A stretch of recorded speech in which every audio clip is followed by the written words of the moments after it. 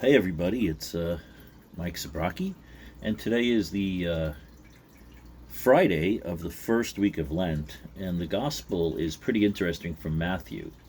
It says, You have heard that it was said, You shall not kill. Whoever kills is liable to judgment.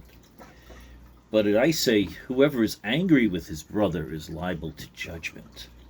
Whoever says to his brother, Raqa, which basically means, he's calling him a bad name. And it says, whoever says, you fool, will be liable to the fiery Gehenna. Gehenna is a big word for hell, the burning fires of hell.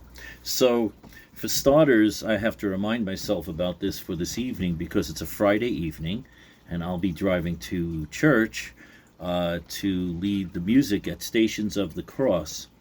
And I don't know where you're watching this from, but if you're anywhere in Queens or New York and you're driving on a Friday evening during rush hour, and you could avoid saying something bad or keeping something in your heart about a fellow driver, boy, you're doing well, because it's a real challenge. So this is a good reading for me right now, because in a few hours I'll be heading out to get to church.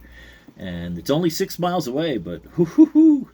Also, it says something else that's kind of interesting. It says here, if you bring your gift to the altar and you recall that your brother has anything against you, leave your gift at the altar and be reconciled with your brother or your sister, and then come back and offer your gift. Now, that's really interesting because it doesn't say if you recall that you have something against your brother or sister. It says if you recall that your brother or sister or anybody has something against you. Wow.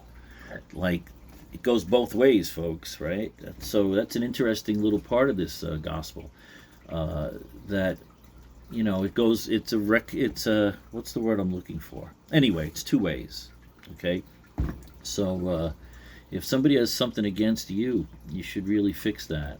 And it says settle with your opponent quickly, because the judge will hand you over to the guard. You'll be thrown in prison, and I say you will not be released until you paid the last penny. Boy, we got a lot of people in the news lately, don't we, that are in trouble right now, and they have to pay up the last penny or a lot of pennies. So we should probably keep them in prayer too. And all people involved in politics and the law and our officials and police and government officials. So we have to pray for all of them.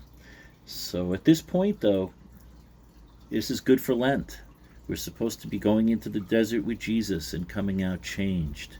And one good way to change is not only to seek forgiveness for things you've done, but to forgive others for what they've done to you, and to reconcile with people you might not be talking to, some people that might have hurt you in the past. So have a happy Friday, everybody, and have a very blessed Lent. Hope to see some of you in church. Take care.